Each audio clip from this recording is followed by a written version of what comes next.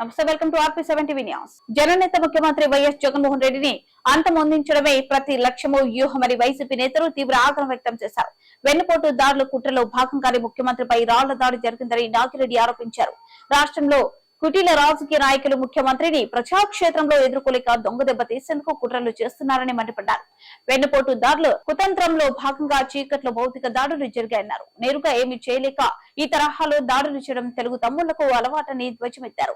రాష్ట్ర ప్రజలు దైవంగా భావించే ముఖ్యమంత్రి వైఎస్ జగన్మోహన్ రెడ్డిపై కుట్రలు కుతంత్రాలు ఎన్ని అమలు చేసినా ప్రజలు ఆశీర్వాదంతో సంపూర్ణ ఆయుష్తో రాష్ట్రంలో సంక్షేమ పాలన అందిస్తారని స్పష్టం చేశారు.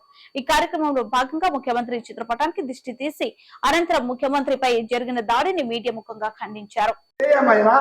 నీచమైన దాడికి ఉసిగొలుపున చంద్రబాబు నాయుడు జగన్మోహన్ రెడ్డి గారిని భౌతికంగా అంతమొందించాలి అనే ఒక దుర్బుద్ధితో దుర్నీతితో జగన్మోహన్ రెడ్డి గారిపై చీకట్లో రాళ్ల దాడి చేయించాడు. దీనికి మేమందరం ఒకటే చెప్తున్నాం, మిస్టర్ చంద్రబాబు నాయుడు, జగన్మోహన్ రెడ్డిని అంతమొందించడం నువ్వు కాదు కదా, నీ తల్లో జేజమ్మ వల్ల కూడా కాదు. ఎందుకంటే ప్రజల గుండెల్లో గుడి కట్టుకుని ప్రజల చేత శభాష్ అనిపించుకున్న మహోన్నత వ్యక్తి.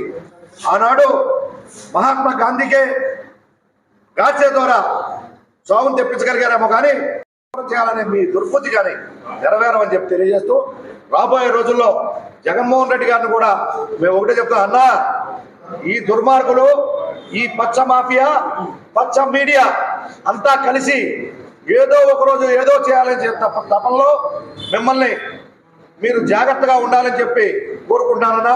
ఎందుకంటే మీరు మాకు చాలా అవసరం, మా ఈ రాష్ట్రానికి భావి తరాలకి ఈ అవసరం చాలా ఉందన్నా.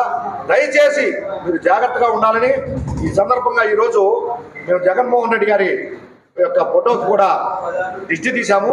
ఎందుకంటే చంద్రబాబు నాయుడు దృష్టి, రామోజీరావు దృష్టి, అలాగే పవన్ కళ్యాణ్ దృష్టి, ఆంధ్రజ్యోతి రాధాకృష్ణ దృష్టి, TV5 సాంబశివరావు దృష్టి, ఇవన్నీ కూడా ఈ దృష్టిలన్నీ తగలకూడదని చెప్పి ఇప్పుడే గుమ్మడికాయ దృష్టి కూడా తీశాము.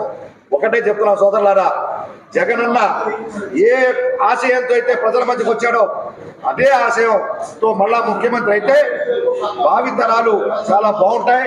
దయచేసి ఈ విషయం తెలుసుకుని ప్రజలందరూ కూడా జగన్పై జరుగుతున్న ఈ దాడులను గమనించాలని, జగన్ అండగా మనం అందరం ఉండాలని చెప్పి కోరుకుంటూ జై జగన్. ముఖ్యమంత్రి మీద దాడి సంబంధించి టీడీపీ నాయకులు ఖండిస్తున్నారు. అలాగే చంద్రబాబు నాయుడు కూడా దీని మీద విచారణ జరపాలని చెప్పి దాన్ని ఖండించిన సందర్భంలో ఒక మాట చెప్తానండి. వెనకటి రోజుల్లో పెద్దోళ్ళు ఏదో అనేవాళ్ళు, ముడ్డికిల్లి జోలపడ్డం అని.